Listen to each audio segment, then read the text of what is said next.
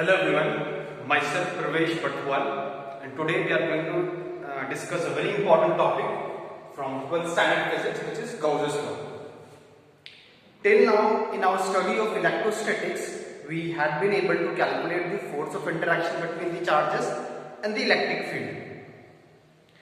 This electric field is a very important property. Electric field is a very important property, a very important parameter when we have to discuss electrostatics.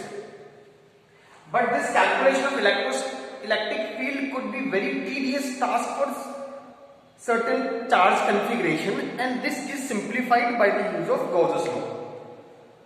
So let us study what is this Gauss's law. What does it say? So I am just writing the mathematical formulation of this. What does it say? Electric flux, the net electric flux. I have already discussed what was flux. So what does it say? The net electric flux through any closed surface. Suppose I have this closed surface, any arbitrary shaped surface which is enclosing certain charge q. There is a charge q inside the surface. So what does Gauss's law says? The net electric flux through any closed surface is 1 upon epsilon times the net charge enclosed. In this case, the charge enclosed is q. So the general formula is q naught. If we are in free space, then we have to use E naught, the electric permittivity of free space. If we are in a medium, then we have to use that permittivity of that medium. So this is a general formulation, this is the general expression of Gauss's law. It says that the net electric flux is q upon epsilon naught. Suppose, what does it mean? If I take an example, I have q1 charge here placed inside it and q2 charge placed outside the surface. I have any arbitrary shaped surface, and I am asked to calculate the electric flux. What electric flux that we have discussed in the last class? What is it? It represents the number of electric line of force. The number of electric field lines. Suppose I have charge here and this charge is surface से कितनी field lines आ रही है? तो जो surface से जो field lines आ रही है वो सिर्फ और सिर्फ depend कर रही है जो inside वाला charge है. It is not depending upon suppose this is q1, so electric flux through this surface will be equal to q1 upon epsilon naught. It will not depend upon q2. A very simple question that may arise to our mind: why does not it depend upon q2? Suppose I have a q2 charge placed outside the Gaussian sphere, outside the Gaussian surface. This surface, which is used to calculate the electric flux, is denoted by this thing. This arbitrary shaped object. If I have a q2 charge here, suppose I have a q2 charge here, and it generates electric field. The electric field due to q1, suppose it will first enter the region and after that it will leave the region. So the net electric field through this surface for the exterior charge comes out to be 0. जितना electric flux enter कर रहा है q1 due to q2, उतना ही electric flux leave भी कर रहा है. But जो charge inside है, from that the electric flux, the electric field line just could emerge out. Or it is a negative charge, it could just come out. Only one thing is possible. For external charges, the amount of electric flux, the number of field lines which is entering the surface is equal to the number of field lines that is passing out of the surface. How do we represent this Gauss's law mathematically? That is what we have to do. Electric flux is defined by number of electric field lines. It is equal to integration E dot ds. What does Gauss's law says? The net electric flux through a closed surface. It always talks about a closed surface, not about an open surface. So when we are talking about a closed surface, I have to put this naught. Means the integration that has been performed is on a closed loop, and this depends only on the charge enclosed. Epsilon naught is electric permittivity of free space. This is the constant. It depends only on the charge enclosed, not on the charge that is outside. अब when we started discussing about electrostatics, जब हमने electrostatics को पढ़ना शुरू किया था, तो there we have discussed that the major problem in electrostatics is to find force of interaction between the charged particles. And I have two charged particles, suppose Q1 and Q2, and I have to find the force of interaction between them. This is what we do in electrostatics. But this problem is simplified by the use of electric field. If we calculate the electric field at a point, it becomes very easy to calculate the force the charged particle will experience.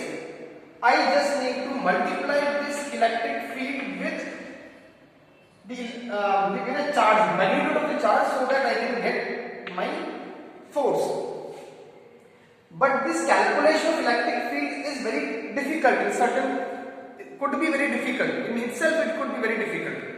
So there we use the concept, there we use this Gauss's law, which helps us to calculate electric field of certain symmetrical objects. So let us now discuss, let us now move on the application portion, where we can calculate which are the charge configuration whose electric field could be calculated with the help of Gauss's law. So let us move on that. So let us now discuss the application of Gauss's law one by one. The Gauss's law can be used to calculate the electric field due to these three symmetrical charge distribution. First one is infinitely linear charge wire. Suppose I have an infinitely linear charge wire and I have to calculate the electric field due to this wire.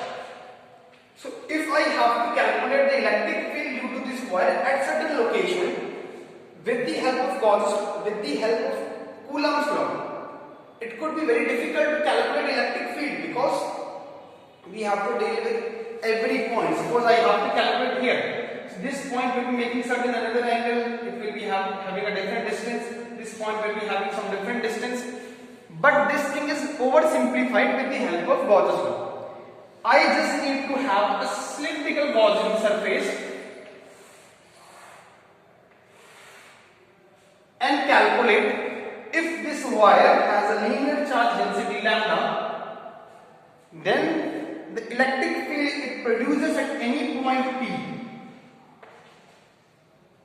is given by E is equal to lambda upon 2 pi epsilon naught r. We are to do the derivation also. हमें अपना इसका derivation भी करना है. But this in the video lecture that we are providing, I will be doing it in next couple of classes. Here just we are visualizing how to proceed this thing. I have an infinitely charged wire which is having a lambda. Lambda means charge per unit length. That charge per unit length is lambda. So the electric field at any point will be this. Just we have to be very careful while choosing a Gaussian sphere. I need Gaussian surface. I need to choose the Gaussian surface in such a way that the electric field on the surface of the Gaussian surface is always constant, or it becomes zero, it vanishes. So to solve the first one, infinitely linear charge wire, we have to use a cylindrical Gaussian surface. If I move to the next one, I am just giving a hint about where to proceed. If I move in the next one, suppose I have a spherical charge body. I have a charge body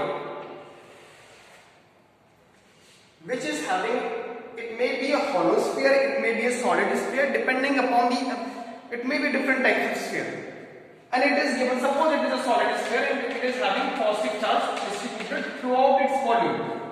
Either it is a hollow sphere or it is a spherical sphere. I need to use a spherical Gaussian surface.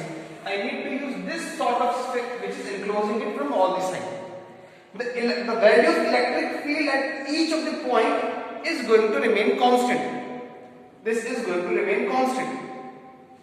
What it comes out to be, suppose this is a charge, this is having a charge capital Q.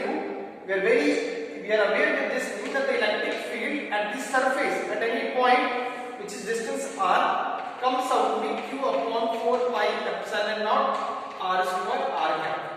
This r cap vector gives me the direction of electric field. It gives me the direction of electric field, that the electric field is radially outwards. It is radially outward from the charge. I think this point should be absolutely clear to everyone. There shouldn't be any doubt. ठीक है, how do we have different charge? मेरे पास एक spherical shell भी आ सकता है, मेरे पास एक hollow sphere भी आ सकता है. These are different modification of this same thing. Here I am just trying to tell you how to draw a Gaussian surface and how to move, how to approach. The last Gaussian surface that I could have is infinite plane. Last Gaussian surface is last symmetry. Spherical charge symmetry हो सकती है. Symmetry मतलब there is some sort of, we are using that symmetry for the calculation. I may have an infinite plane. Imagine whenever I am talking about symmetry, the things have to be infinite. They have to be large. If they are not large, the end effects will come into play. The end effects will come into play. At the end, there will be some fringing field, which we are not talking about right now. I am assuming symmetrical. This plane is infinite. So if I have to calculate electric field at any point P, if it is infinite sphere, infinite plane, so infinite plane is going to have infinite charge. I cannot talk in terms of charge. There I have to talk in terms of charge per unit length. So I will be using the expression of sigma here. What is sigma? Is equal to total charge upon total area. Or I am taking it is charge per unit area. What is the charge a unit area has? Suppose it is a positive charge sphere. So I can have Gaussian surface of different types. Either I can draw a pin box like a matchbox Gaussian surface here. Like we have a matchbox Gaussian surface, we could draw it here. Or I could also have a cylindrical surface, and I could also have this cylindrical Gaussian surface. This cylindrical Gaussian surface is passing through it. So in that case, if we have to calculate the electric field at any point which is distance r from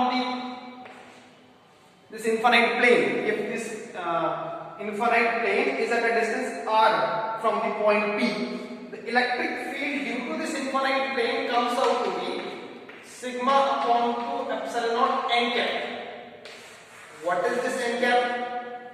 It is the normal outward vector of a, it is the normal outward vector of the surface. It is the normal outward vector that is moving out of the surface. For this side, n cap is pointing in this direction. For this side, the n cap is pointing in this direction. So this is what we have if we have to calculate the electric field due to an infinite plane. And these are the three charge distribution. These are the three charge distribution that are symmetrical, and where we apply Gauss's law to calculate the electric field. I hope you would have got to the point. If any doubt, any query is there, you can comment it in the comment box, and I will definitely try to resolve it. Thank you.